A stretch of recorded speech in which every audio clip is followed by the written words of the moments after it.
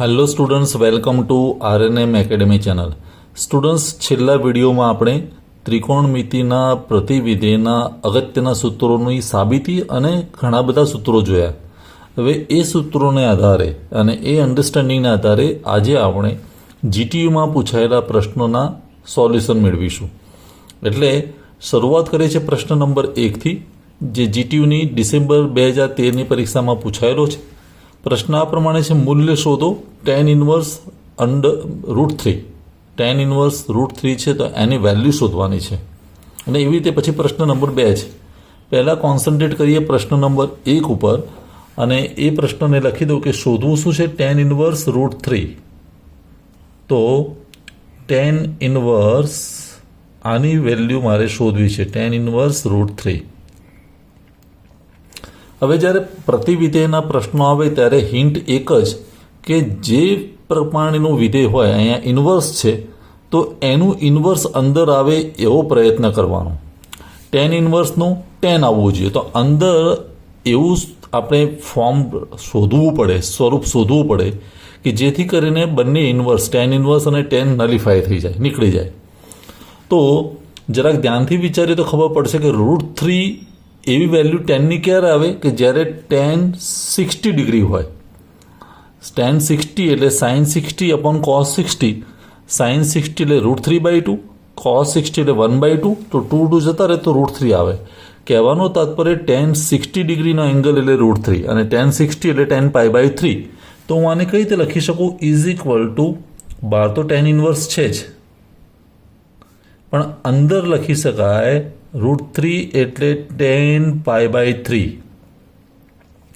આ સ્વરૂપમાં તમારે બતાવવું પડે.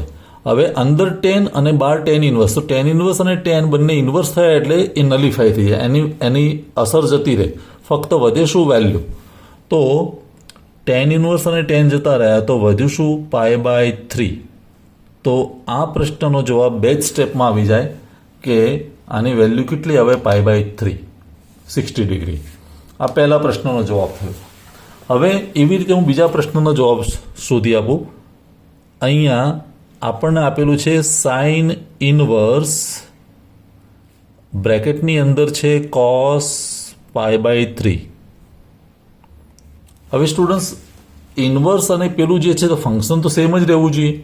અહીંયા સાઇન ઇન્વર્સ છે, અંદર cos છે, તો cos ચાલે નહીં.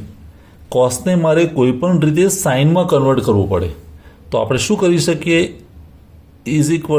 sin inverse. જો કોસની જગ્યાએ હું આવું લખી શકું, સાઇન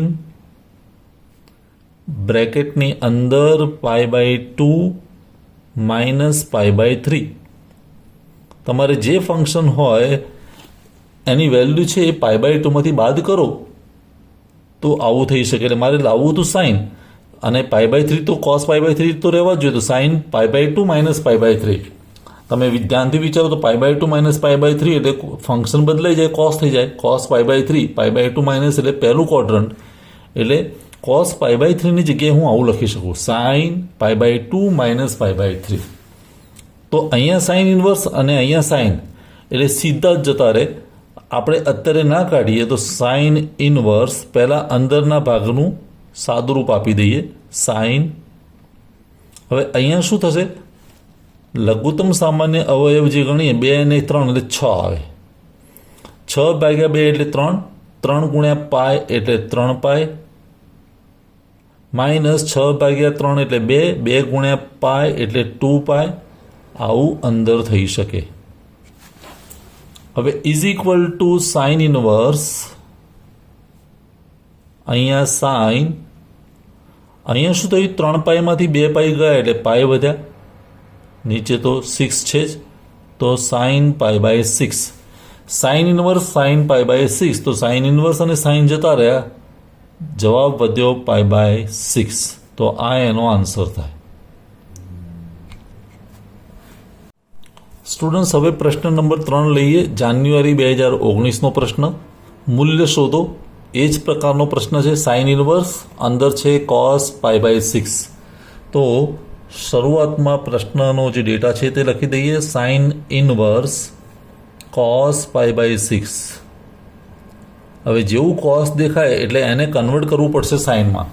તો ઇઝ ઇક્વલ ટુ શું લખી શકાય? સાઇન ઇનવર્સ, અહીંયા મોટો બ્રેકેટ બનાવી દઈએ, અહીંયા સાઇન અને જે પણ છે એને π/2 માંથી બાદ કરી દઈએ. π/2 માઇનસ π/6 આવું આપણે લખી શકીએ. π/2 માઇનસ π/6. હવે is equal to sine inverse, આ છેલ્લે સાઇન ઇનવર્સ અને સાઇન જતા રહેશે પણ એના પહેલાં અંદર સિમ્પ્લિફાય કરી દઈએ. સાઇન કાઉન્સની અંદર એલસીએમ કેટલો આવે? 2 અને 6 તો 6.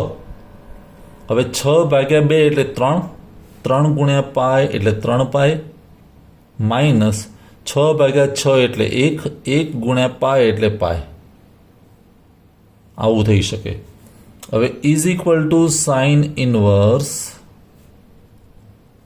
કાઉન્સની અંદર સાઇન 3π માઇનસ પાય એટલે 2π, 2π/6, 2π/6 એટલે π/3, π/3 કારણ કે 2π એટલે 2 પણ જતા રહેશે તો π/3. તો સાઇન ઇનવર્સ અને સાઇન કેન્સલ્ડ, જવાબ મળ્યો π/3. તો આ પ્રશ્નનો જવાબ થશે π/3.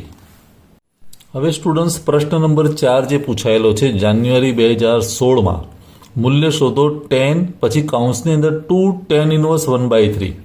હવે અંદર આગળ જો સહગુણક હોય તો સીધું નીકળી શકે નહીં, tan અને tan ઇનવર્સ જતા રહે નહીં. આગળ સહગુણક હોય તો ચાલે નહીં. તો આનું કંઈક સોલ્યુશન બીજી રીતે વિચારવું પડશે. આપણે ધારી લઈએ,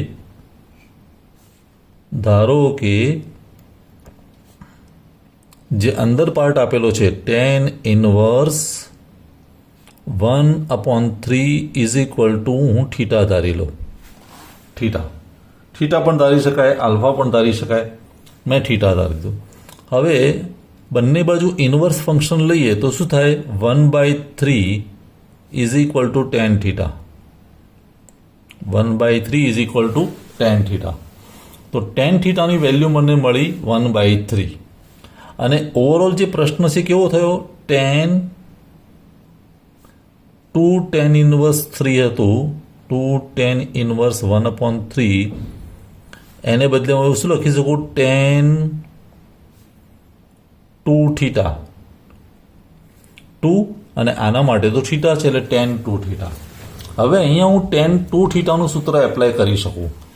જો સ્ટુડન્ટ્સ તમને યાદ હોય તો આપણે એવા સૂત્રો ભણી ચૂક્યા છીએ. જો હું તમને અહીંયા સાઈડમાં લખીને બતાવું કે સાઇન 2 આલ્ફાનું ઇક્વેશન પણ આપણે શીખ્યા હતા, કોસ 2 આલ્ફાનું પણ શીખ્યા હતા. એવું tan 2 alpha is equal two 2 tan alpha ભાગ્યા 1 માઇનસ tan સ્ક્વેર આલ્ફા, આવું એક સૂત્ર હતું. તો અહીંયા આલ્ફાની જગ્યાએ થીટા છે તો એ ઇક્વેશન લગાવીએ તો શું થાય? tan 2 થીટા એટલે 2 tan થીટા ભાગ્યા 1 માઇનસ tan સ્ક્વેર થીટા. હવે tan થીટાની વેલ્યુ તો આપણને ખબર છે, tan થીટા એટલે 1/3. tan થીટા એટલે શું છે? 1/3. તો હું વેલ્યુ મૂકી દઉં તો 2 tan થીટાની જગ્યાએ 1/3, અહીંયા 1 માઇનસ tan સ્ક્વેર થીટા એટલે 1/3 સ્ક્વેર, તો 1 સ્ક્વેર તો 1 અને 3 સ્ક્વેર 9. આવું આપણે કરી શકીએ. હવે આને સિમ્પ્લિફાય કરીએ તો 2 × 1 2/3 ઉપર, નીચે મને લઘુત્તમ સામાન્ય અવયવ 9 મળે. 9/1 એટલે 9 ગુણ્યા 1 એટલે 9 અને -1. તો કેવું થયું? 2/3 ઉપર અને નીચે 9 - 1 એટલે 8/9. હવે જે છેદમાં છે ઉપર જતું રહે એટલે આ 9 ઉપર જશે ને 3 નીચે આવશે એટલે 2ની સાથે 9 ગુણાય અને 8ની સાથે 3 ગુણાય. અને આને સિમ્પ્લિફાય કરીએ તો 3 × 3 = 9, 2 × 4 = 8. તો ઉપર શું વધ્યું? 3 અને નીચે વધ્યા તે 4. 3/4 એ એનો જવાબ આવે. આન્સરમાં શું આવે? 3/4. તો સ્ટુડન્ટ્સ આ રીતે આજે આપણે 4 પ્રશ્નોનું સોલ્યુશન જોયું. વિડીયો બહુ ટૂંકો છે પણ ચારેય પ્રશ્નો તમે સમજી લીધા હશે. ફરી મળીશું નેક્સ્ટ વિડીયોમાં વધારે પ્રોબ્લેમ લઈને. આજનો વિડીયો તમને કેવો લાગ્યો એ અભિપ્રાયમાં બતાવી શકો છો. મળીશું नेक्स्ट वीडियो में. Thank you for watching. Thank you very much. अगर आपको ये वीडियो पसंद आया है और आप मेरी चैनल पर नए हैं तो प्लीज मेरे चैनल को लाइक कीजिए, शेयर कीजिए और सब्सक्राइब जरूर कीजिए. Thank you very much.